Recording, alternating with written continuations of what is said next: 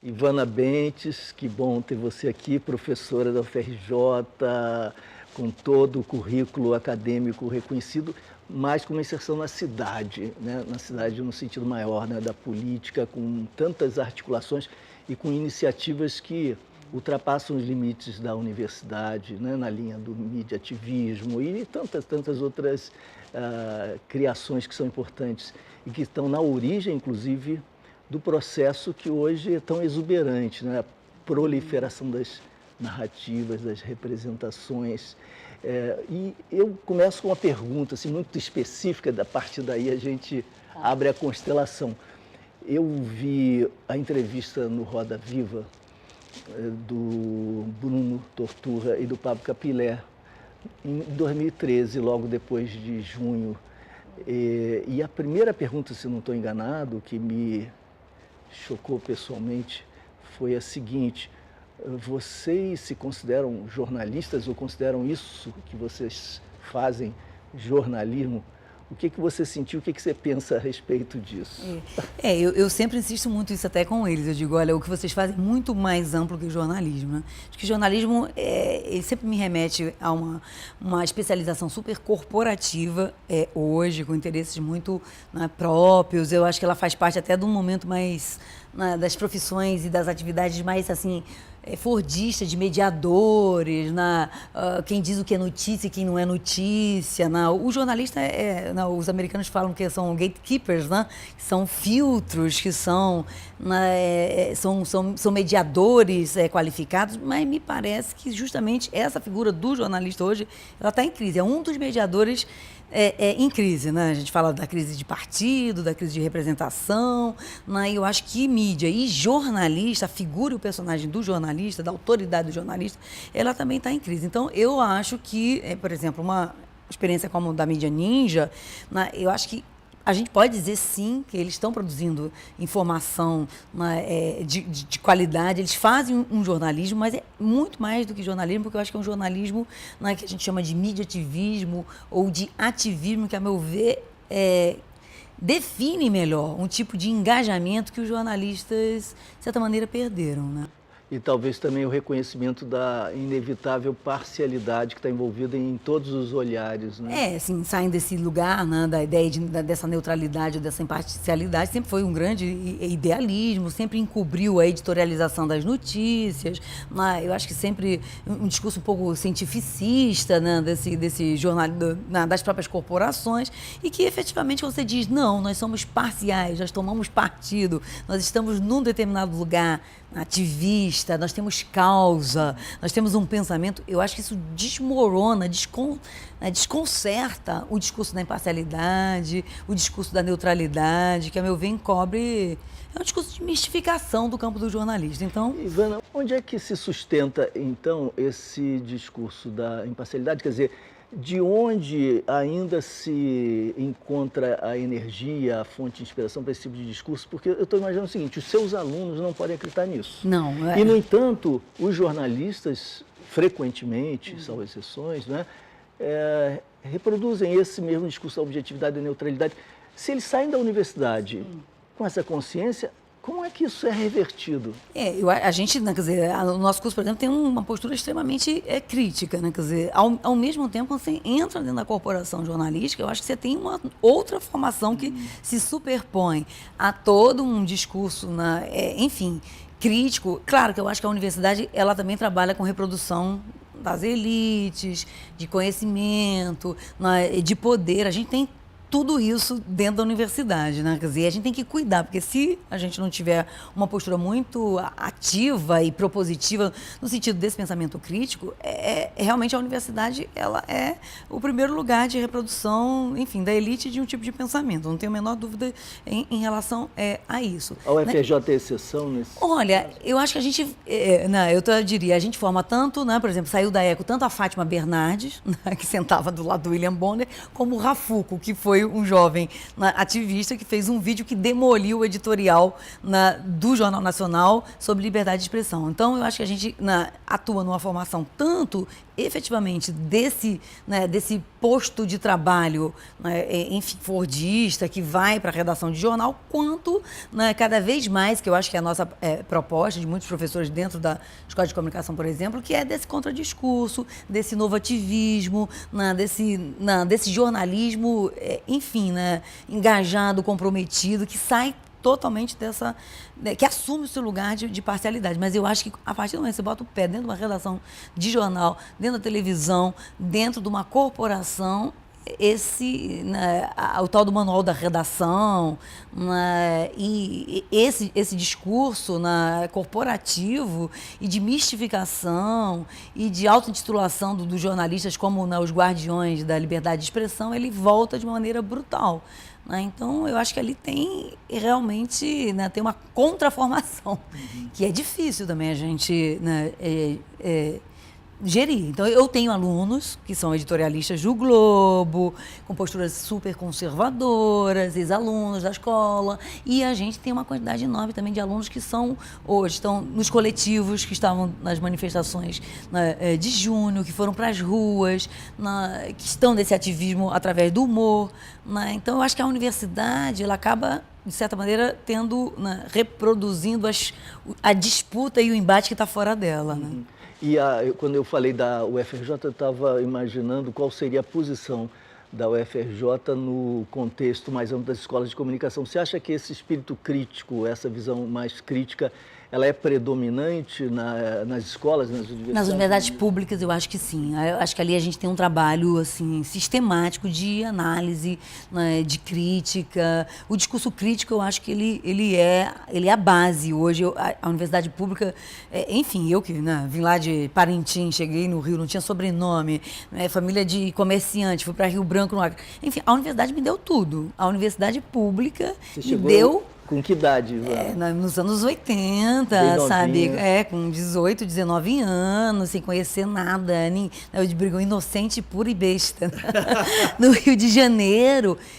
Então, é incrível. A universidade me deu uma network, ela me deu um círculo de relacionamento que hoje os meus colegas de turma, como eu estava te falando, são editores do Globo, estão na bancada do Jornal Nacional, estão em lugares muito importantes, estão dentro das corporações, né, quer dizer, e ao mesmo tempo estão no fronte da luta também, na construção dos discursos enfim, né, de contra-poder, de contra-comunicação.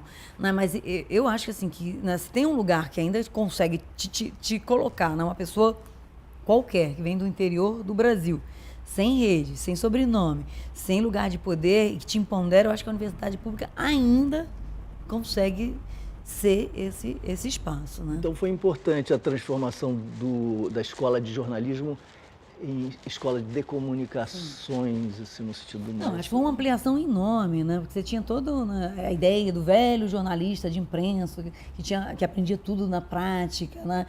E eu acho que essa postura de abrir, de pensar que a produção de comunicação, né, de mídia, de informação, ela não está concentrada nesse personagem do jornalista, né, que eu acho muito redutor, a ideia mesmo do factual, o que, como, onde, né, da técnica jornalística. A gente está hoje num capitalismo que é informacional, que é da comunicação. A disputa é através da mídia, eu não tenho a menor dúvida. Eu acho que não dá para a gente pensar nas lutas nem de junho, nem nas lutas que a gente estamos envolvidos sem ter uma ação de mídia, que para mim é a própria luta hoje. Para mim, as lutas hoje, elas são no campo da comunicação da mídia. E o campo da comunicação, quando ele apareceu, ele abriu, né, esse horizonte. Então, né, eu acho que a gente saiu dessa ideia do jornalismo, né, que é formar para você assumir um posto numa corporação onde você já tem quase tudo dado, né? Você vai entrar num ambiente corporativo que tem a sua cultura, que tem as suas ideologias, e você explode para o campo da comunicação, que trabalha com audiovisual, com multimídia, com produção da comunicação no sentido muito mais amplo, né? E nesse sentido mesmo de uma disputa, né, de um campo que, a meu ver, é estratégico. Né? Para você vender, produto. A gente fala de capitalismo comunicacional, capitalismo da informação, capitalismo do conhecimento, eu acho que não é à toa. Né? Isso que você diz é muito interessante. Eu me lembro das experiências de governo, porque, em geral, na ciência política, a gente tende a estudar as instituições políticas, as dinâmicas que caracterizam o processo, de acordo com as instituições, etc., suas articulações com a sociedade, com a cultura, com a história. E a comunicação aparece, mas separada, ela aparece como relevante, mas como se fosse um outro fator. Dentro do governo, a história é a seguinte: os decisores, os grandes gestores estão face a face dizendo o seguinte: qual é a pauta de amanhã para a gente reverter a pauta de hoje? De que maneira a gente vai criar um fato? Criar fato significa não criar política pública que altere a realidade substantiva, mas criar um fato midiático que altere a percepção. Aí você está falando da questão até do factoide, né? Que é um problema também. Mas é indissociável, né? Mas a disputa é nesse campo, né? Então, por isso que eu digo assim, você falou do campo da política, né? E se a gente for para o campo, por exemplo, dos movimentos sociais, é a mesma coisa. A gente tinha uma série de movimentos sociais importantes, MST, a luta das mulheres, né? o feminismo, né? Enfim, no Brasil, vários outros campos de luta que também faziam, apartavam, como a ciência social. Não, nós temos uma luta e nós vamos depois difundi-la ou comunicá-la. Só que eu acho que aí que entra nas experiências de Júnior e os movimentos urbanos, eles entenderam que a disputa já é comunicacional. Ou seja, a minha luta não está dissociada de uma comunicação, a minha luta não está dissociada, né, da maneira como eu me coloco em termos de construção de fato comunicacional e de pauta. E se eu não souber gerir e trabalhar com o campo da comunicação, enfim, eu vou ficar isolado. Né? Então, eu acho que é um entendimento muito bacana de que, eu digo, para mim, a luta hoje, ela é no campo da própria informação. E quem entendeu isso, eu acho que faz uma diferença enorme. Total, né? total. E eu acho que não é necessariamente factoide, quer dizer, quando não, você... é um dos lados até, né? Mas enfim. Porque é difícil você distinguir o simulacro do objeto original. Então você diz, bom, nós vamos fazer alguma coisa só, digamos, entre aspas, radicalizando, mentirosa, teatral, não é isso. Ou espetacular. Mas algo que, articulada à substância do que você realmente quer fazer, precisa fazer, seja passível de conquistar a atenção e de difundir uma certa significação que lhe parece adequada num certo contexto. E Luiz Eduardo, mas eu sempre insisto muito nisso, sabe? A gente tem que aprender com as técnicas do próprio capitalismo, da publicidade. Por que a gente vai deixar uma tecnologia tão poderosa como a publicidade servir só para vender sabonete, né? Para vender produtos inúteis, gordura trans, né? Agrotóxico? Ou seja, como é que a gente faz? A gente reverte a linguagem da publicidade, que é muito poderosa, né? Então, por exemplo, a Escola de Comunicação Crítica da Maré, que é um dos parceiros da Escola de Comunicação, que a gente quis trazer essas experiências para dentro da ECO, trabalham com a ideia de publicidade social, que é incrível. Ou seja, é você criar o desejo pela transformação, criar, né, essa mobilização em torno da solidariedade, de outros valores que não simplesmente o consumo. Isso eu acho assim decisivo. A gente não pode se dar o luxo, né, de dispensar o espetáculo, a beleza, a sedução, as técnicas da publicidade, a comoção. Nós vamos franquear isso para o capital, simplesmente, né? Então, eu acho que a gente está num momento muito bacana, né? Que esses movimentos urbanos, eu acho que eles estão entendendo isso, né? Eles estão trabalhando nessas outras linguagens, né? E se apropriando mesmo, né? A garotada gosta muito de falar, hackeando, né? Ou seja, você subvertendo essas linguagens que eram linguagens do poder, que eram linguagens do capital, né? Eu acredito muito que esse mediativismo, né, ele passa por essas experiências de disputa mesmo da própria linguagem. E tem uma dimensão assim dramatúrgica muito careta, muito tradicional, e eu vejo até na oratória, né, na retórica, aqueles políticos que gritam. Tem as lideranças que gritam, talvez para se convencerem a si mesmos, né? Talvez fruto assim da insegurança, mas tem uma certa estética da esquerda mais sectária, mais ortodoxa, que ainda adota o operístico, pré-João Gilberto, né? Estão naquela fase... o caixote, né? Gritar em cima do caixote, a tribuna e o canto. E eu acho, e eu estou dizendo isso, eu me lembro, por exemplo, do Tancredo Neves ali nas diretas coisas antigas, e Tancredo dizia, não era brasileiros e brasileiras, isso já é coisa de cola, mas ele dizia alguma coisa, digamos que seja brasileiros e brasileiras, o que importa é a sonoridade.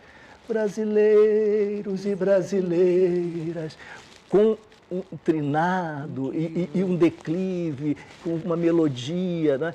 E eu estou lembrando isso porque isso está associado à ideia de palco de bastidor, do que é versão, do que é o fato, com essas dicotomias que tiveram vigência durante muito tempo, e um certo teatro com papéis definidos e personagens muito caretas, antigos, em que se faziam as tramas do bastidor, que se trazia para frente, a montagem, a câmera, então você diz, ou para o microfone, e essas entonações. E hoje, o bastidor não existe mais, não é? Porque você, inclusive, manipula isso com as notinhas vazadas e cria a fantasia do bastidor, né? E tudo se dá já na capacidade de como você está dizendo, engajar o personagem. O próprio, né, quer dizer, quando a gente pensa de uma transmissão ao vivo, né, quer dizer, a transmissão ao vivo, o making off, ou seja, a feitura da transmissão ao vivo já é a coisa, né? O barato é o making off. Exatamente. Você está na rua, né? Isso em termos de telejornalismo, né, de comunicação. Você vê, aquela notícia que é dada depois que o fato aconteceu, ela já vem editorializada, ela já vem, ela já te pega pela mão, já te leva para um determinado sentido. Não, eu acho que quando a gente viu exatamente essa explosão, por exemplo, do streaming nas manifestações, né, de junho, a gente tem essa experiência concreta de que você está diante do acontecimento enquanto ele acontece. E que mais?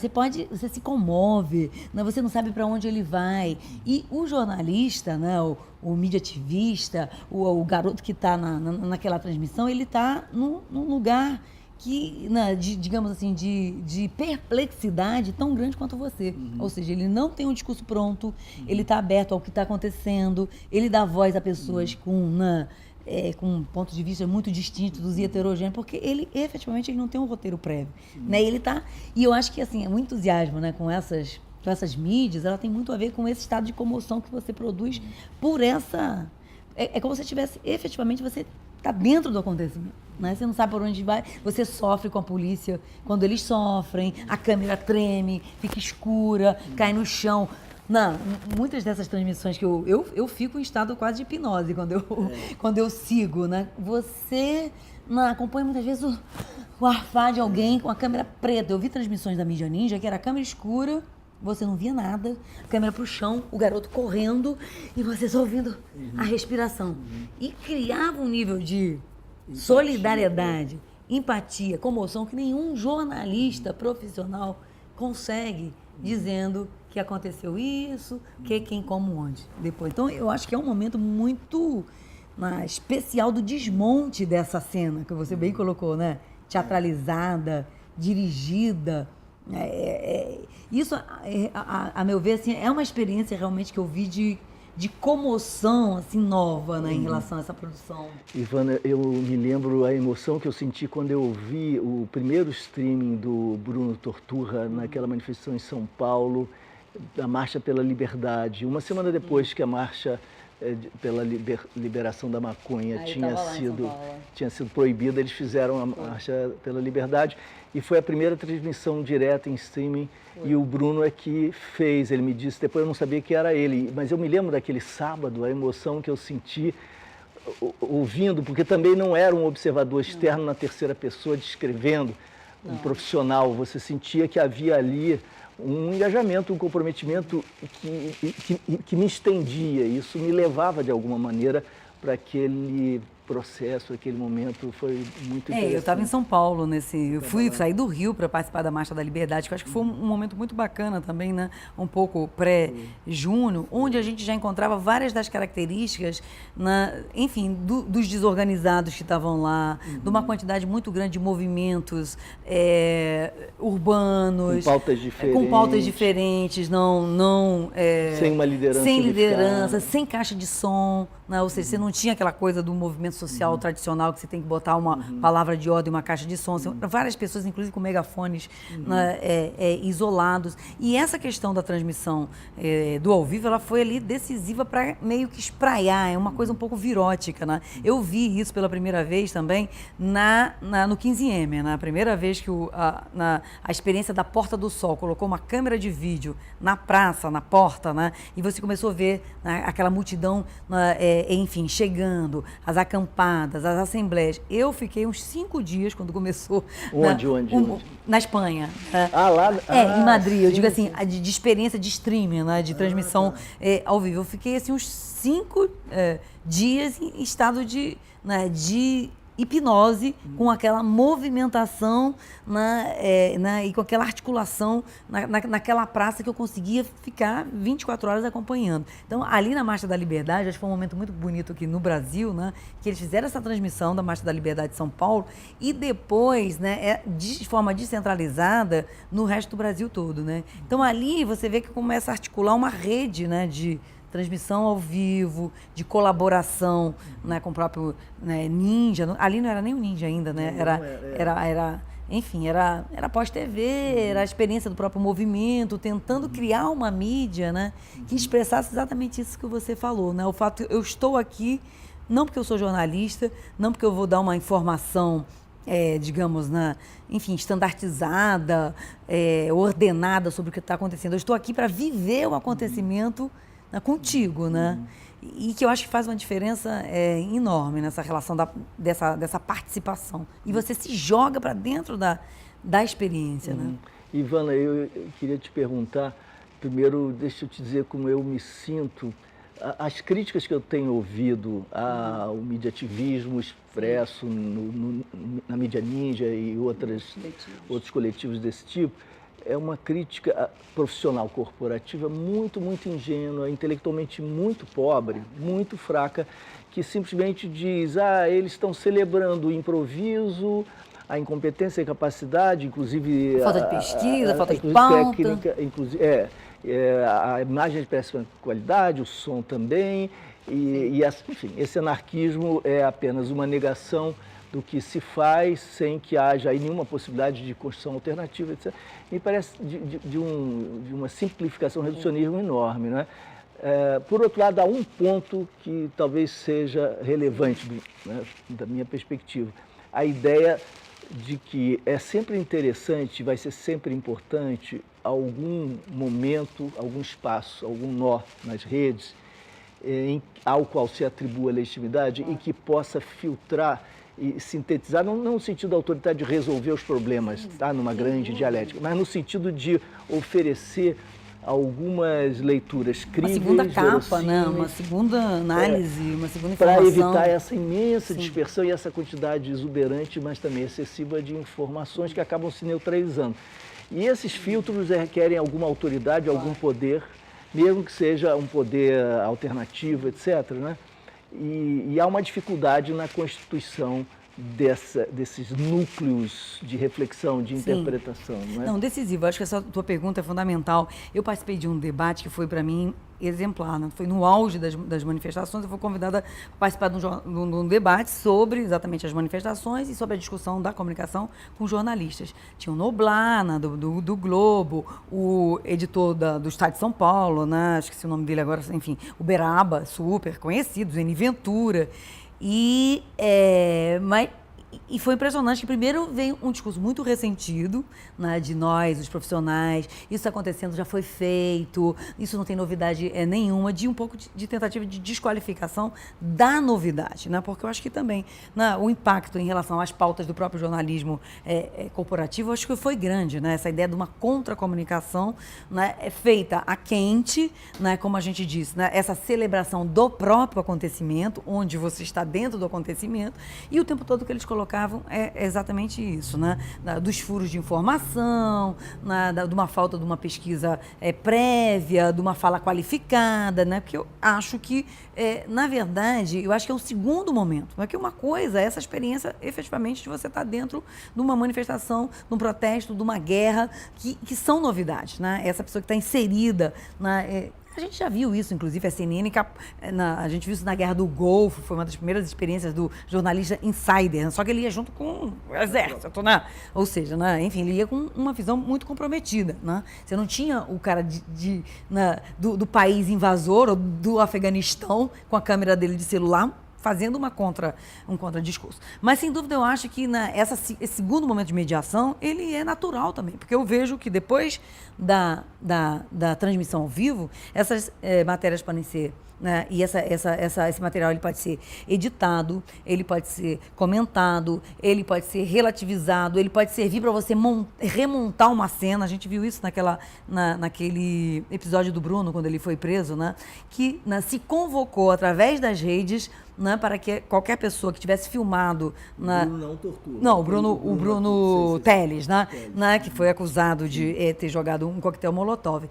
E a multidão de registros, a multidão de pessoas que tinham registrado essa cena, enviaram para o Mídia Ninja, e eles reconstruíram a realidade na parte pontos de vista e conseguiram justamente editorializar, né, e comprovar e demonstrar e criar um discurso articulado. Antonioni ali, blow up. Incrível, puxa, né, que tinha que ter repertório cinematográfico, habilidade de edição, né? Ou seja, um discurso muito sofisticado de desconstrução de uma informação falsa. Então, de novo, eu acho que a gente tem que ser generoso com esse processo, porque é um processo que ele foi muito rápido, ele está acontecendo na rua. Então eu entendo hoje, né, enfim, esse processo já vinha acontecendo, por exemplo, na experiência do Fora do Eixo, do Mídia Ninja, já com as transmissões ao vivo, e muitos coletivos que já vinham fazendo streaming, mas ele teve uma tensão, né, e um processo de aprendizado muito acelerado, né, desde junho,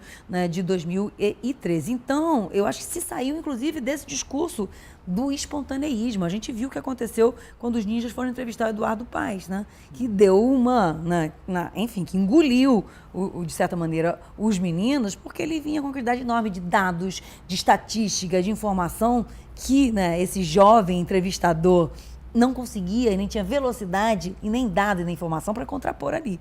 Mas o que acontece, por exemplo, no jornalismo profissional? Quando você tem esses debates eleitorais, né, você tem alguém que está... Estou aqui conversando contigo, tem um laptop do meu lado, onde eu sou o tempo todo alimentada por uma equipe de 5, 10 pessoas que vão, né, desconstruindo o teu discurso. Então, o presidente Obama ou um candidato, né, tal num debate de X, né, eu tenho aqui as minhas informações, eu tenho 10 assessores que estão me dizendo: Ivana, isso que ele acabou de dizer é mentira, olha aqui esse outro dado. Porque senão, né, você efetivamente não tem condições, né? É muito difícil você pegar uma figura como o Eduardo Paes, que é uma figura do marketing mesmo, enfim, que tem uma habilidade comunicacional enorme, e desconstruir o discurso dele sem um aparato de pesquisa prévia, sem um aparato, sem você se preparar para isso, né? Então, eu acho que os meninos aprenderam muito com aquela entrevista em que eles, né, de certa maneira, foram jantados, digamos assim, em termos, né, comunicacionais, pela habilidade, né? Eu digo assim, o Paes é impressionante, é teflon, né? Nada cola nele.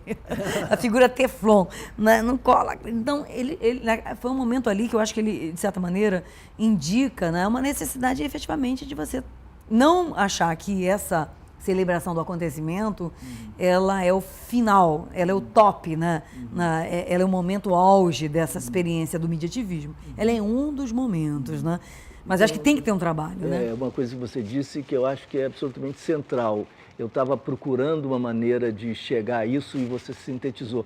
Generosidade. Eu acho que esse é o ponto, porque os ataques supõem, eu acho que até com alguma maldade. Alguma maldade, né? Porque não é possível que seja isso, quer dizer, que nós estejamos contrapondo ao belíssimo trabalho profissional já consolidado, etc., com as suas limitações, um exercício inovador, engenhoso, transgressor, cheio de potencialidades, mas obviamente precário, claro, que está sendo constituído, sendo formado na rua, no fluxo. Então, não se trata de opor dois produtos, dois objetos. Nós estamos dizendo que há aí algo extraordinariamente relevante que...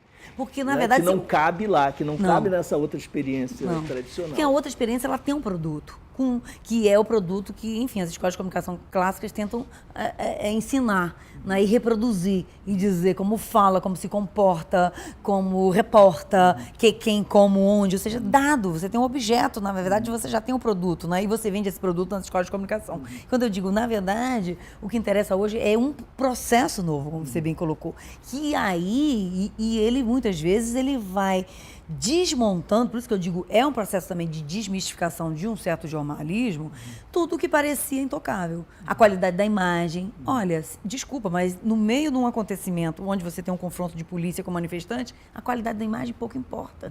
Porque, na verdade, não é o que eu estou vendo, eu estou ouvindo da imagem. Né? Pois é. Então diziam que, né, enfim, aquilo tudo borrado fora de foco, não tem padrão de qualidade para entrar em broadcast. Mas, na hora que o Jornal Nacional teve que fazer a matéria sobre o P2, eles pegaram o material, né, dos coletivos fora de foco, porque o que estava acontecendo ali era mais importante do que a estabilidade, né, da imagem. E às vezes o fora de foco ele dá mais urgência. Real. É mais real no sentido que a gente realmente não sabe quando vê. Sim. O ver não é saber, não é conhecer. E quando o ver é muito nítido e bonito, te ilude com a ideia do testemunho, da realidade presente, Sim, que pode ser uma mistificação. Então, assim, se a gente for ver, foi ponto a ponto. A questão da qualidade da imagem, né, essa questão, claro, de novo, né, que você tem que ter um super preparo e uma pesquisa, você tem que ter um repertório muito grande para ir na rua, mas você não pode falar isso para um garoto de 20 e poucos anos, porque senão ele não abre a boca.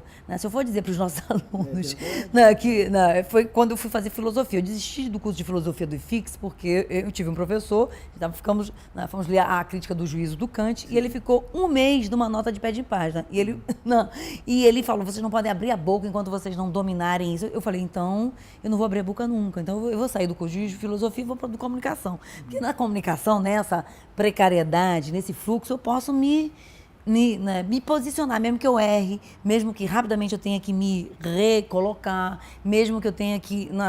ou seja, eu tenho um lugar de mundo, né, de expressão, que me permite ser ser um personagem da cidade que participa da vida política da cidade. Então, eu acho que, em termos de participação política, em termos de ativismo, em termos de formação política, formação jornalística, eu acho que esse processo quente, precário, com problemas, ele é muito mais rico. Eu acho que as escolas de comunicação vão ter que, enfim, de certa maneira, dialogar, e os profissionais têm que ser mais generosos nesse sentido com esse processo, porque eu acho que ele é muito rico, né?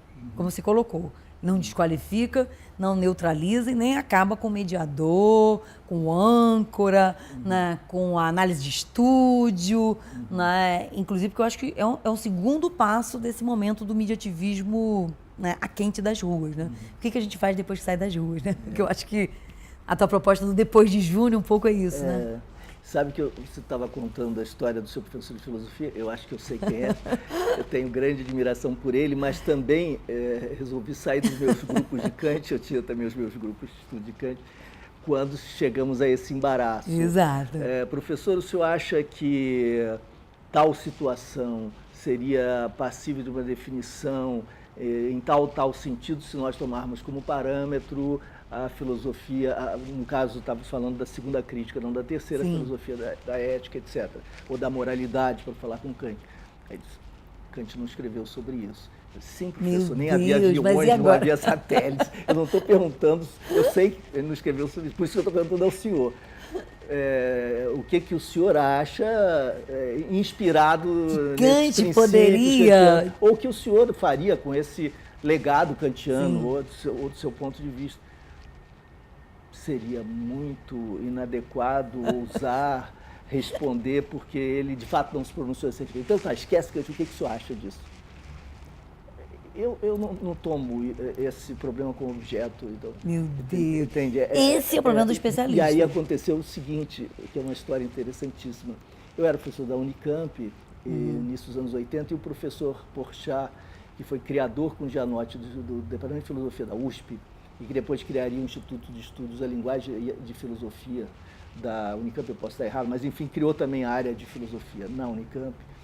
E era uma grande figura extraordinária, estava se aposentando, fizeram uma semana em homenagem a ele. No último dia ele fez o seu pronunciamento final, encerrando o seminário, ao qual eu compareci assim como um fiel estudioso das tradições filosóficas, etc., com aquele temor reverencial, né, que a gente lida te colocam com também, isso, né? etc, não abre a tal, boca não, que você não é ninguém. É claro. E aí o professor Porchat disse o seguinte, foi muito emocionante. Eu ousaria dizer, agradeço muito, etc., mas talvez eu nunca tenha dito nada e acho que fiz muito mal aos meus alunos. Eles nunca disseram nada, porque eles não queriam errar. Nós não podemos errar, nós temos compromisso com rigor, etc. Então hoje, eu diria o seguinte, libertem-se desse peso e ousem dizer algo. Caramba! Digam terrível, algo antes de morrer, eu quero poder dizer alguma coisa. Caramba! Falem, digam. Era assim, o avesso daquela semana de mergulho introspectivo e cuidadoso, rigoroso. Eu não estou criticando, fazendo pouco da ourivesaria conceitual, não, em absoluto. Mas quando isso se torna um fetiche, né, os grandes pensadores tiveram de rasgar os seus compromissos com parâmetros anteriores, senão não ousariam. Não, mas é isso, porque você acaba caindo no mesmo discurso de mistificação do jornalismo, que é nesse sentido que eu acho que é complicado, que é isso, que é a ideia de um certo cientificismo, dessa neutralidade, ou seja, onde você não se coloca subjetivamente, ou seja, onde você não pode... É uma história do contraditório, Exato. Porque às vezes se faz o contraditório de uma maneira patética, quantas vezes comigo mesmo. Fulano nega, assim, Ivana, a senhora roubou? Não roubei. Nega. Aí, assim, Ivana nega. Aliás, que a gente viu isso, né, com o Freixo, o parlamentar nega, ou seja, quando nega, você já está dizendo que tem alguma culpa. Jogo, né? Não, mas eu acho que assim, dentro do discurso universitário, isso efetivamente é um problema, né? Quer dizer, eu digo, é o exterminador do desejo, né? Você entra ali e você é ensinado a não desejar, a não querer intervir, né, em nome de um cientificismo, em nome de uma neutralidade, em nome de um pensamento crítico, que é sempre um pensamento de demissão. Então, a mim me incomoda profundamente, enfim, eu trabalho, você também, professor universitário, a gente tem os nossos meios, né, os congressos, os papers, o nosso currículo Lattes para preencher, mas é um mundo que, muito rapidamente, ele se torna uma bolha, né, onde você abandona a possibilidade de intervir socialmente. Ou você diz, não, a minha forma de intervenção é simplesmente essa aqui. Ela é limitada e eu não vou me arriscar a ir para além desses parâmetros. Então, e no campo da comunicação, também, muito mais no campo das ciências sociais, da filosofia, eu acho que é ainda mais pesada nosso campo da comunicação, é um campo bastardo, né? Onde as pessoas falam, acabam, enfim, se colocando até, né? Porque você tem que se pronunciar sobre fenômenos sobre o que está acontecendo.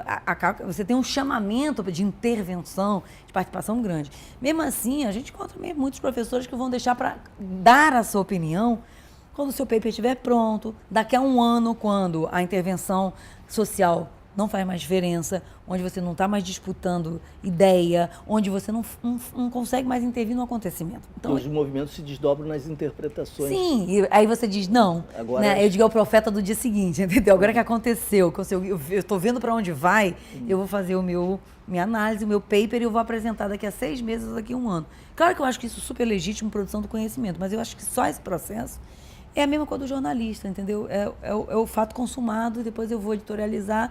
Por isso que eu digo, tem uma coragem muito grande de você estar dentro de um acontecimento e você tentar essa análise quente, essa sociologia quente, onde você é parte, né, desse acontecimento. E acho que a gente viu o tempo inteiro isso. Os erros e os acertos de um processo que eu acho que ele está em curso e você está dentro dele, né?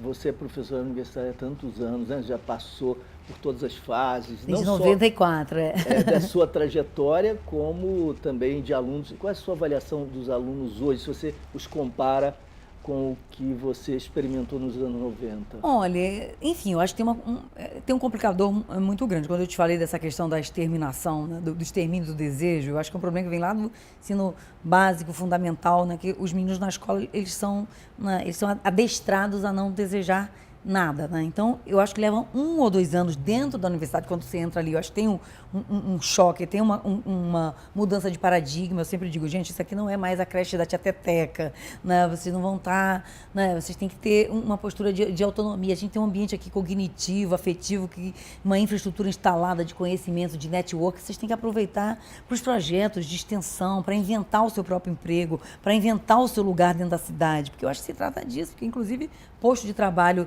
no campo da comunicação não está dado, né? Está sendo reinventada essa área de uma maneira radical, essa mutação no campo da comunicação. Então, eu faço muito essa distinção entre, né? Ainda você tem um grupo de alunos que entra e ele fica um pouco esperando que a instituição, né, dessa maneira um pouco ainda fordista, disciplinar, diga o que ele tem que ler, pega ele pela mão, né? E você tem um grupo que dá um salto quântico, né? Que entra ali e, de novo, né, hackeia a infraestrutura, usa para os seus projetos, se articula com o resto da cidade, né? Enfim, faz dessa experiência da universidade uma experiência de formação política, né, de articulação com outros grupos sociais, porque eu acho que a universidade pública também ela tem essa, né, esse espaço, hub, né? É um hub, né? A universidade ela tem ainda é esse lugar um pouco, eu acho que ela tá no meio de uma mudança de paradigma. Fordista, disciplinar, dessa que eu chamo do exterminador do desejo. Você acha que o estudante é uma página em branco que fica ali, né, enfim, reproduzindo, ouvindo. E esse outro momento que eu acho que tem muito a ver com essa porosidade da universidade para receber os coletivos, os grupos de mediativismo, onde você incorpora um processo que é uma outra maneira de aprendizado, onde você já tem teoria e prática, onde o repertório ele vai ser mobilizado a partir do momento em que aparecer a necessidade, ou seja, é como se fosse uma educação por projeto, né? O meu sonho de universidade é universidade sem sala de aula, toda laboratorial, onde você entra, né, e você estimula o desejo por uma realização de intervenção na cidade, no campo da mídia, no campo da comunicação, no campo do audiovisual, onde você vai propor um projeto e onde todo o conhecimento vai se articular a partir daquele projeto. E aí você chama filosofia, você chama antropologia, você chama ciências sociais, você chama todo tipo de repertório para socorrer um desejo. Porque quando a gente faz isso na extensão, explode, assim, explode. Só tem uma coisa, eu tenho uma certa nostalgia não, porque ainda é presente, um prazer enorme com a sala de aula. Mas aí eu acho que talvez fosse o seguinte, para conciliar as duas visões, para ser complementares, se você tivesse basicamente essa dinâmica que você descreveu, que deveria ser a matricial e a dominante. Não, sem dúvida. Mas que houvesse oportunidades de uma fala prolongada do tipo sala de aula, porque há um espaço, há uma demanda para isso e há uma função específica. Eu me lembro de minha pós-graduação, eu fiz no Museu Nacional, em Antropologia, nos anos 70. E era muito interessante, muito rico, mas em geral, com raras exceções, os professores eram mais os dirigentes do seminário. Sim, orientador. Nós então discutimos entre nós, apresentávamos leituras, eles intervinham pontualmente, faziam algumas sínteses. Sim. E eu me ressentia muito por carências de formação, porque eu vinha da literatura, mesmo tendo feito também, em parte, cursos de ciências sociais, mas eu fazia esses cursos por escolha pessoal. Então eu sentia que havia umas lacunas muito importantes e que eles poderiam me ajudar muitíssimo. E eu acabei tendo de fazer um percurso mais difícil, mais prolongado, porque eu não contei com a arrumação da casa que um bom professor pode fazer, te ajudando muitíssimo. Que eu procuro fazer com os meus alunos, sabe? E eu acho que há esse lugar também. Só que isso é banalizado. Então, você dá 3, 4 aulas, se você é um bom professor, uma boa professora, no sentido mesmo didático, expositivo, que você desse uma aula por semana, uma aula de 15 dias. Não, é extraordinário. e que houvesse Você esse trabalho. monta um problema. É diferente. Não, sem dúvida, né? Eu não estou... Quando eu falei que eu radicalizei aqui na Universidade sem sala de aula, mas nesse sentido que eu acho que esse processo de formação informativa ele tem que se alterar, né? Ele pode ser esse laboratorial e sem dúvida, né? Essa experiência a gente estava falando aqui eu fiz no IFIX, né? O Zé Américo Peçanha, que era um orador incrível, trabalhava com os pré-socráticos, enfim, tipo, o próprio Roberto Machado era um professor, né, também que me ajudou muito, Deleuze, Foucault, Nietzsche. Então, enfim, monta um problema que efetivamente você economiza, né, páginas e páginas de leitura, você vê o problema filosófico, com quem alguém está disputando. Eu tenho uma visão de mundo muito da disputa, né? Então, eu começo, por isso que eu digo, quando a questão da neutralidade, da imparcialidade, né? Enfim, obviamente, o discurso científico me incomoda profundamente, porque eu nunca sei, mas com quem que você está disputando o mundo, né? Porque eu acho que ninguém abre a boca se não está disputando alguma coisa. Disputando no sentido de, né, se posicionando e efetivamente disputando um tipo de visão de mundo, né, de ética, né? Então, quando eu ouço qualquer pessoa falar, eu sempre me pergunto, mas está falando de onde e está brigando com quem? Está disputando o mundo com quem?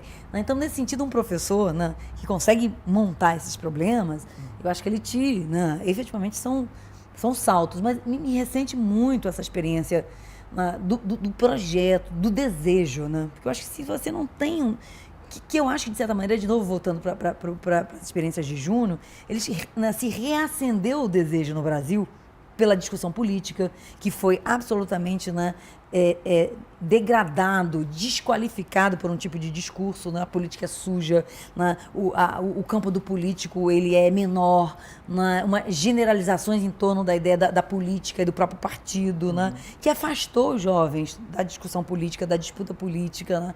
Então eu senti, né, que esse ir para a rua, esse fazer política nesse, né, a quente, com todas a precariedade da rua, os embates às vezes muito, né, dualistas, né, reacendeu, né, um gosto pelo político no Brasil que eu não tinha vivido até então. Eu acho que sobretudo no Rio de Janeiro. No Rio, né? Eu passei pelas diretas, que foram um momento muito bacana, obviamente, né, enfim, não peguei... Você era uma criança. A questão da ditadura militar, não peguei, mas eu senti que nesses poucos meses de junho até agora, é como se a gente tivesse tido assim, um curso, né, quente, uma síntese do que algumas gerações viveram durante décadas, né, nos anos pós-golpe militar, porque a gente teve, né, enfim, o gosto pela política, a gente teve, né, todas as ações de repressão, a disputa pelo Estado democrático, enfim, né, as mortes, prisões, a gente teve uma quantidade de experiências que até então a juventude só tinha visto e lido na literatura política, né? E de repente você sentiu no corpo o que é esse embate constante. Isso eu acho que, né, produziu cicatriz. Os meninos jovens da minha universidade, garotos de classe média branca, com o corpo ferido, com hematoma, isso é muito radical. Isso eu acho que foi de uma radicalidade incrível, acho assim. E cada geração parece que tem seu aprendizado, que tem que ser direto, ainda que, evidentemente, se aproprie, se beneficie das experiências pregressas. Mas há algo da sua própria experiência que é irredutível e insubstituível, né? Em certo sentido, pelo menos em certa medida. Eu vi exatamente isso, alunos, estudantes, amigos, jovens, discutindo os grandes temas de representação e participação, resumindo o curso que eu dou na UERJ, por exemplo, do século XVI, XVII, até o século XXI, inteiro, questão a questão, num debate, para ver o que fazer, o porquê aconteceu na semana passada. É muito interessante, isso dá outro sentido também ao que eles estão aprendendo, que antes parece assim, uma abstração absolutamente irrelevante, só interessante academicamente. Mas na UERJ, a UERJ foi pioneira e eu tenho um orgulho enorme de ser professor da UERJ, porque com a política de cotas, as políticas afirmativas, a gente vê uma revolução nas áreas de ciências sociais, isso é indiscutível. Em outras áreas não necessariamente, mas nas áreas de ciências sociais a mudança foi extraordinariamente importante. O enriquecimento, a diversidade, a qualidade, o tipo de dedicação. É um prazer grande Não, dar isso foi aula lá incrível, né? agora. Eu não sei se na UFRJ você teve esse Não, tipo de não, experiência. isso assim foi radical, né? A gente está falando assim de momentos importantes, né, do pós, né, das grandes políticas públicas, né, pós Lula, sem dúvida, né, quer dizer, a questão da Bolsa Família, na redistribuição de renda, as A política do cotas, Gil também. política do Gil no campo da cultura de digital, dos cultura. pontos de cultura e as cotas sociais e as cotas raciais.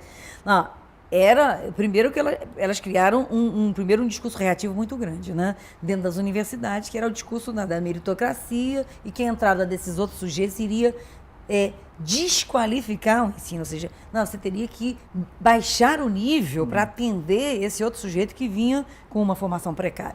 E a gente viu exatamente o contrário. A UFRJ não adotou as cotas raciais, só as sociais. Isso foi uma batalha que a gente fez lá dentro. Até agora. Até hoje. Agora, eu vi coisas no Consune, principalmente os cursos de medicina e do direito, dizendo que esses campos são incompatíveis com cota. O que, enfim, Tá brincando, foi extremamente conservadores, né?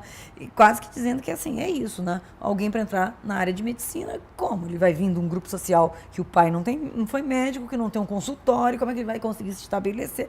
Todo tipo de falácia, digamos, de grupo social em relação à questão das cotas, né? E, ao mesmo tempo, entrou muita gente, né?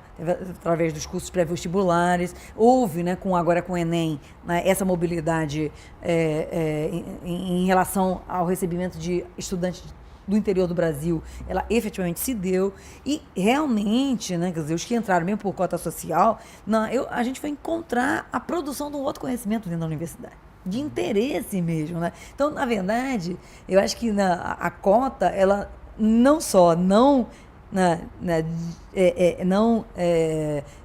tornou essa qualidade do ensino pior, como ela qualificou e ela trouxe uma nova produção de conhecimento dentro da universidade.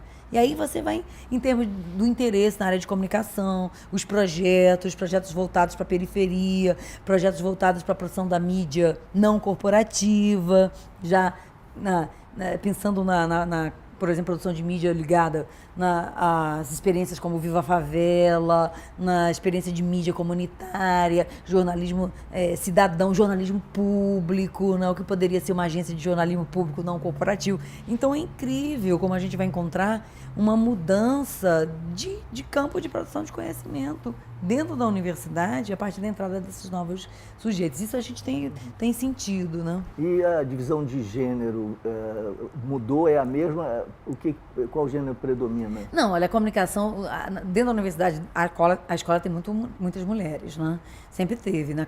O campo da comunicação, a gente tem a economia ali do lado, só tem homem, né? E as meninas, tem uma interação muito grande entre a economia, que é o número de homens maiores, e a comunicação, onde geralmente as meninas e as mulheres é equilibrado, mas você tem um número bem grande. Então, eu acho que isso varia. Isso se manteve ao longo do tempo?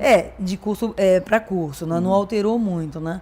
Mas, assim, eu percebo efetivamente exemplo, hoje eu tenho bolsista no Pontão de Cultura Digital, bolsista da Maré, bolsistas que vêm da periferia, né? Que estão tem uma estudante, a Pamela, que produz o jornal comunitário Cidadão, que é um jornal dentro da Maré para 20 mil, com uma tiragem de 20 mil, feita com publicidade do comércio local, enfim, o Ranier, que é bolsista do Pontão, da agência Rede para a Juventude, que também é um menino que vem da periferia, incrível, com um nível de articulação enorme.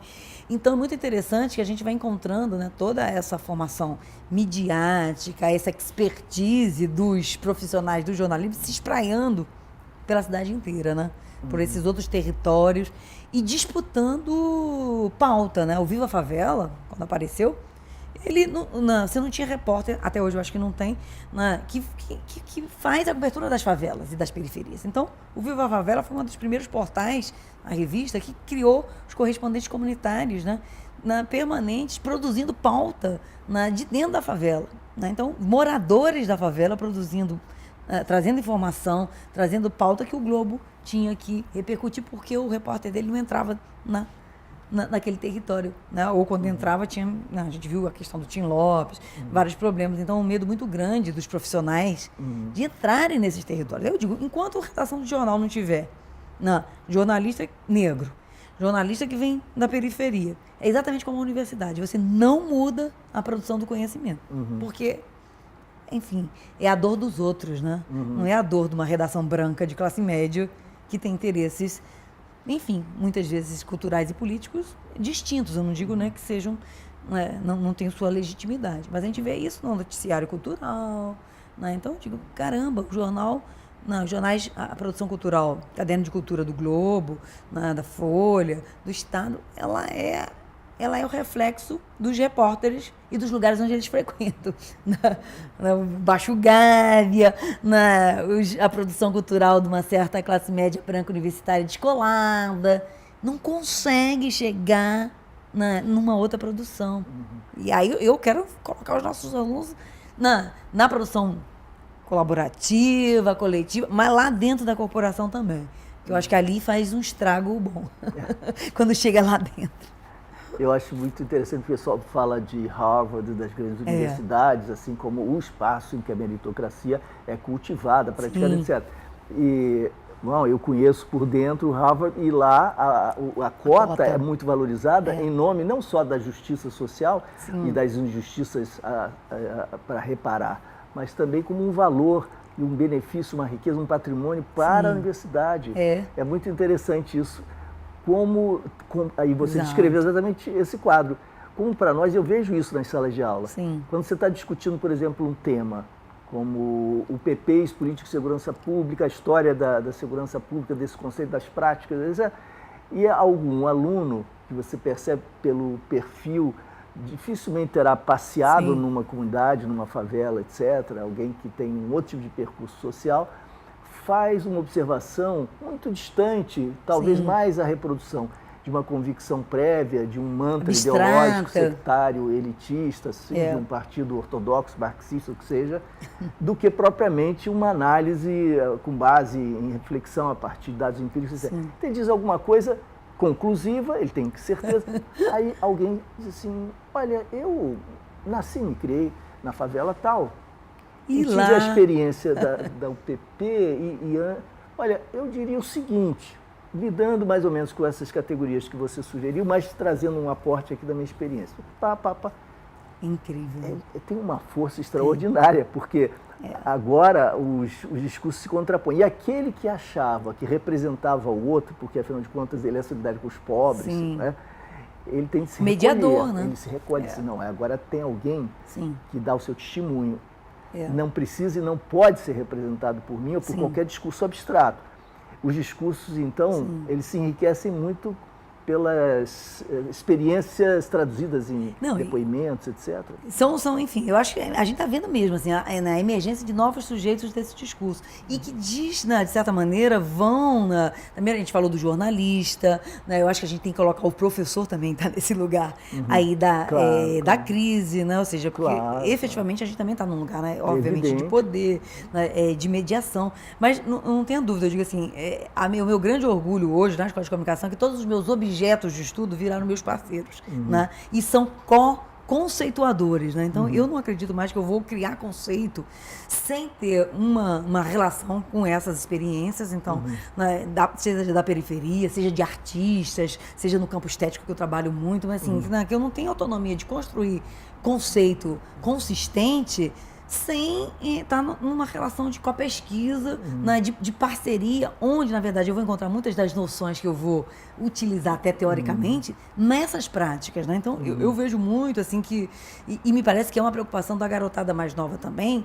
de não só ser colocado nesse lugar do fazedor, né? Mas começar a disputar a produção de conceito. Aí eu acho que a brincadeira vai ficar boa. Tem um amigo nosso, por exemplo, que eu admiro muitíssimo, o Marcos Vinícius Faustini. Ele é um criador. Ele é um conceituador, né? Porque eu digo, rapaz, Faustini, você inventa vocabulários, repertórios, noções, categorias e conceitos, portanto, inventando a prática e vice-versa, né? E isso é interessantíssimo. Não, ele são dispositivos realmente ele tem muito claramente, porque a disputa não está só na rua, a disputa não está só nesse discurso da comunicação e da mídia, você vai ter que disputar o conceito dentro da universidade, porque senão você vai fazer esse monte de experiência e vai vir alguém de fora e vai te conceituar, né? E vai te definir, vai te conceituar, vai te analisar. Então, acho que a gente está num momento, assim, para mim é um momento absolutamente, né, fascinante. Por isso que verdade. Né, ou seja, não se trata de generosidade simplesmente também, a nossa necessidade de se aproximar dessas experiências, né? Porque eu acho que elas estão produzindo noções e conceitos que vão alimentar a nossa própria experiência conceitual, né? E teórica, né? Então eu digo assim, olha, acabou, meus objetos de estudos todos viraram meus parceiros. Né? Agora a gente tem um outro tipo de relação que não é mais, né, nem distante. Claro que eu acho que tem essa capa que você colocou da análise, do pensamento crítico, a gente também tem que ter. Né? Não podemos fazer uma demagogia aqui, que a gente está abdicando desse lugar que a gente está também. Né? Mas eu acho que essa relação ela tem que ser cada vez mais... Enfim, mais próxima mesmo e está dentro do processo da produção do conhecimento. Foi muito importante isso que você disse. Para ficar muito claro, a gente não está abdicando disso ou regredindo ao populismo. Democratismo, assim... Fácil. Fácil, né? Se rendendo ao espontaneísmo e à criatividade da própria sociedade, né? Recusando a instância de reflexão, em absoluto. De conceituação. De rigor. É que a sociedade está se transformando tão velozmente, tão intensamente, em tantas direções, e os conceitos que nós herdamos estão se mostrando tão insuficientes, não só para governar, dirigir, para quem quiser ousar tentar dirigir, como para compreender, explicar, etc., que a pesquisa está requerendo uma humildade autocrítica e uma generosidade em relação aos processos, no sentido de que não é porque eles não se concluíram ou produziram quaisquer resultados passíveis de uma avaliação e mensuração completa, não é porque eles não estão de acordo com os outros parâmetros já dados, que eles necessariamente estão encerrados como ciclo e devem merecer, então, uma categorização proveniente da aplicação dos nossos modelos tradicionais. Eles estão aí vivos e se nós, então, interagirmos com eles, nós teremos mais capacidade, talvez, pelo menos, como eu costumo dizer, de errar erros novos. Claro, não, pois é. Mas eu tive muitas disputas, inclusive conceituais, a partir da experiência dos coletivos e da gente. Essa minha aproximação, tanto com Fora do Eixo, depois com a mídia ninja, me colocou num lugar, porque, enfim, o que eu vi, quando eu falo de falta de generosidade, eu digo assim, eu digo que é o intelectual justiceiro, que ele pega o conceito e o conceito vira regra. Então eu tenho o conceito de multidão, eu tenho um conceito, enfim, vários conceitos com quais, inclusive, eu também trabalho, e você tenta aplicar esse conceito ao que está acontecendo, né, como se o que venha a acontecer nas ruas, nas lutas, tem que se inserir e tem que ser uma ilustração do conceito. Então o conceito acima da própria experiência, do próprio acontecimento. Então, nesse momento, você coloca uma régua que é uma régua, a meu ver, injusta e desproporcional em relação exatamente ao processo das experiências. Ou seja, as experiências estão se dando com erros, com acertos, e elas não vão corresponder a determinados conceitos dados e prontos. Né? Então, eu acho que é uma burla teórica você ter um arsenal conceitual enfim, importante, poderoso, né? Mas tentar, de certa maneira, aplicá-los, né? De uma maneira muito mecânica, né? ao que está acontecendo. Né? Porque talvez você pode criar, enfim, distorções, né? Terríveis. E mesmo usar o seu poder conceitual para desqualificar essas experiências, né? Para criminalizar, para desmontar. Claro. Então, né, eu acho, de novo, né, eu acho que a gente tem que estar num lugar muito mais de abertura e de generosidade. Eu acho que a régua não pode ser o conceito. Né? Porque senão, nada está à altura do conceito. Eu estou de acordo. Por isso eu acho que a linguagem mais interessante para pensar tudo isso é a da estética. As linguagens, porque da estética. A obra, ela é sempre uma singularidade que se coloca, né, e que repõe a tradição e os códigos de leitura a partir da sua emergência. Então, ela é um evento que se inclui no mundo e que nos desafia. Então, nós temos de estar à altura dessa obra como leitores, intérpretes e fruidores, sendo também criativos e capazes de nos abrir e de nos reposicionar para contemplá-la, abrigá-la, utilizá-la, consumi-la, né? Canibalizá-la, o que for, né? E o movimento novo, eu escrevi sobre o Faustinho, a experiência da agência de redes para a juventude, nesse prisma, assim como já tinha escrito sobre várias criações do Celso Ataíde, da CUFA e de outros colegas e amigos que estão sempre inovando, experimentando, etc.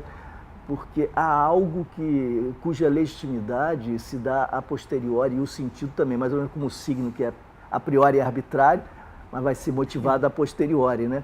Então, quando algo estranho, que não é exatamente conquistar emprego, formar para emprego, para o mercado de trabalho, não é propriamente educar, completar a educação, não é exatamente terapia, não é nada disso, um pouquinho disso, mas é certamente algo distinto que se coloca como uma experiência de novo tipo.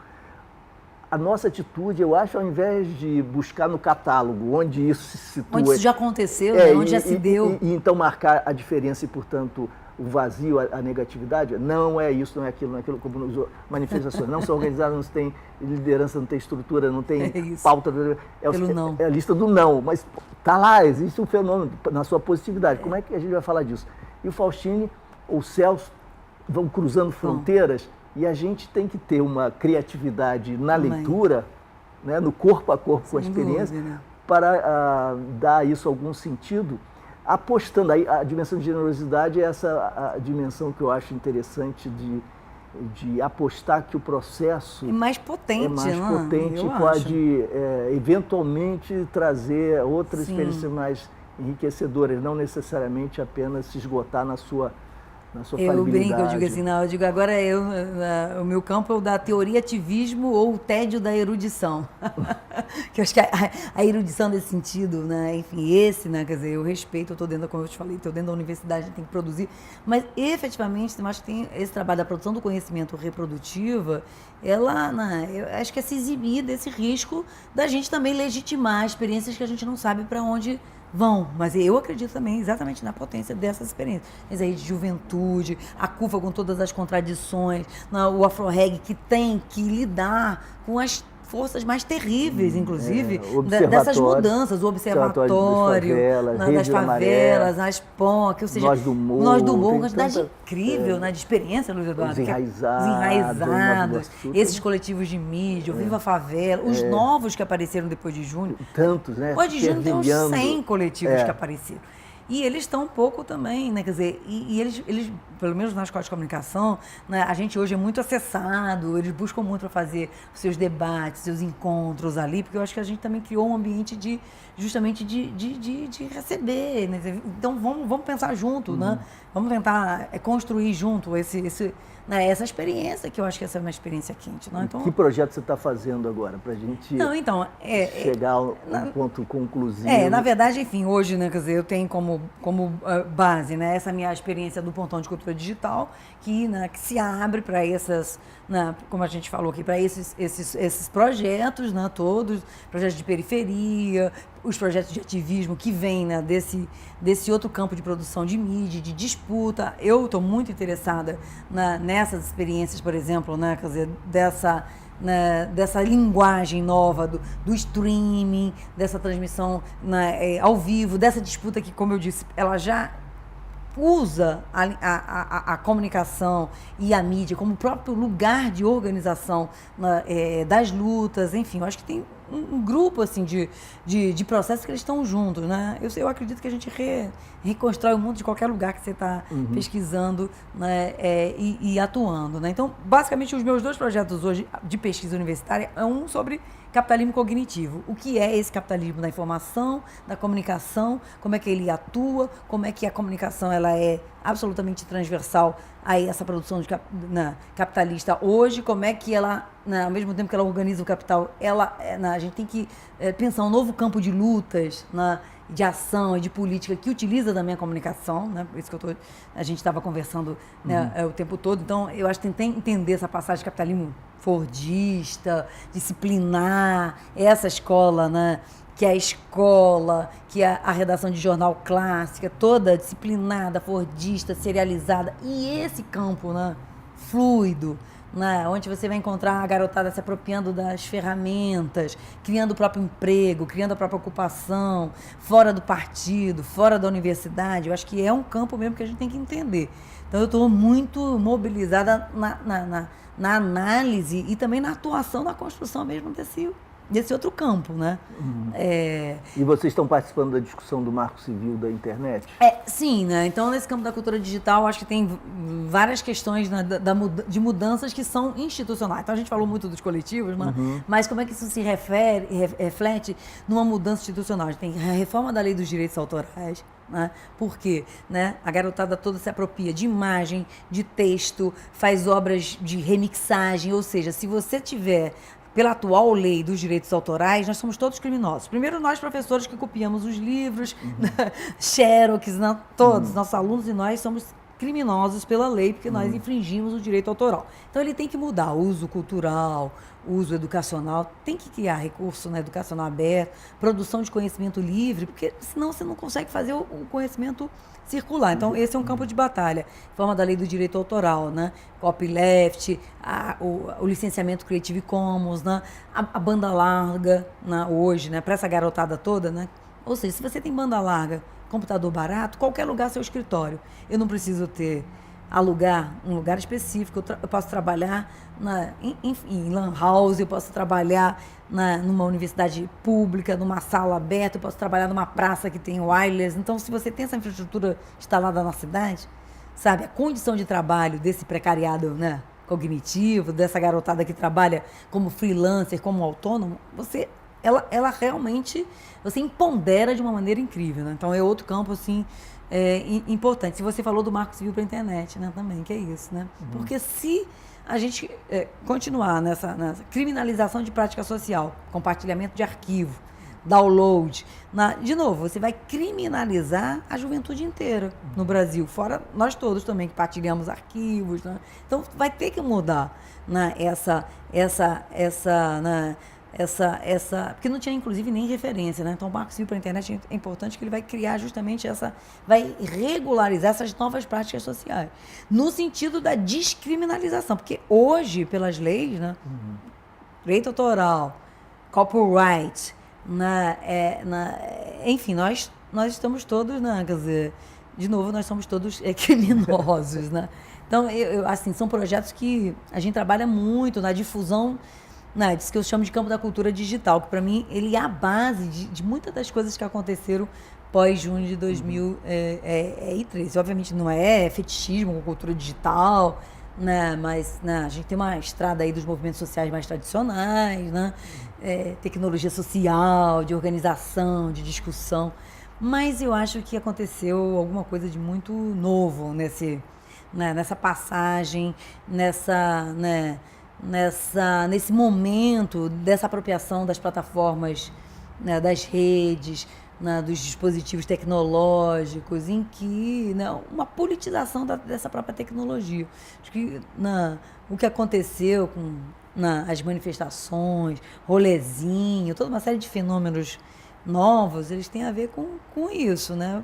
Construção de uma multidão nova de desorganizados que se organiza de forma descentralizada porque tem ferramentas muito poderosas, né, que estão na mão de todo mundo, né? Uma última pergunta. Eu brinco, isso aí é o comunismo do capitalismo, né?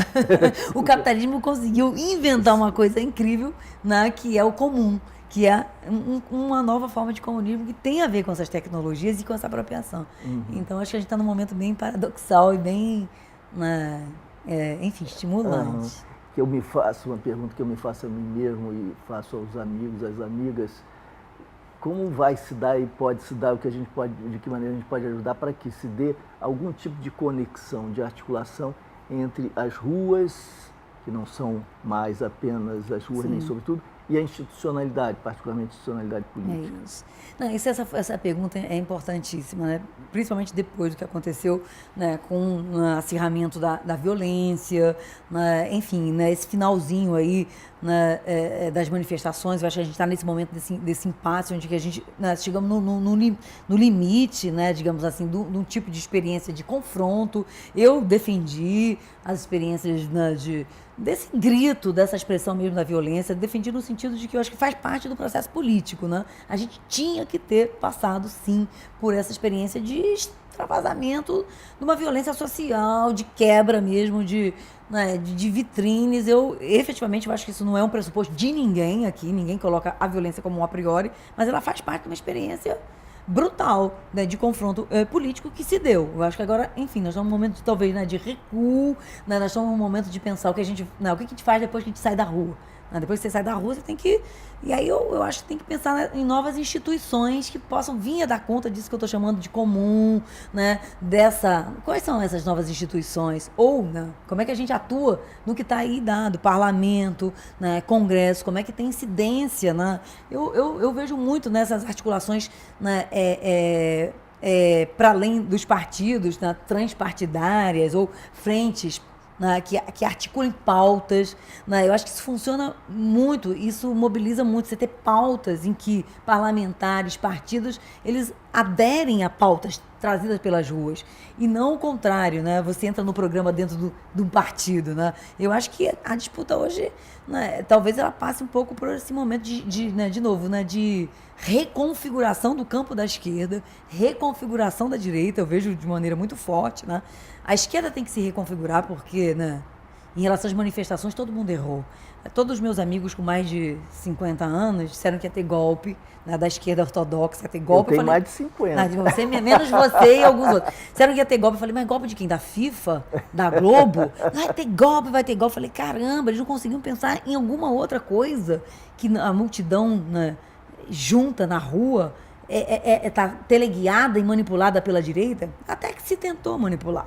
Não, mas eu acho que foi um índice tem de tudo. Se você tem 1 milhão na rua, o que você não tem ali? Mas não é isso Luiz que é Eduardo, eu acho que foi um né? índice de limite de um certo pensamento da esquerda. Sim, achar que era claro, golpe da direita. Evidente. E da direita de achar que era o golpe comunista, né, totalitário que ia Não, acontecer. pelo amor de Deus. Né, mas eu acho que então errou a esquerda partidária, errou, né, o campo da direita, né, então foi, né, a história de um erro, as primeiras análises, errou a mídia, os vândalos, né, e foi errando cada vez mais, né, porque começou como manifestante, vândalo, e agora virou terrorista, né?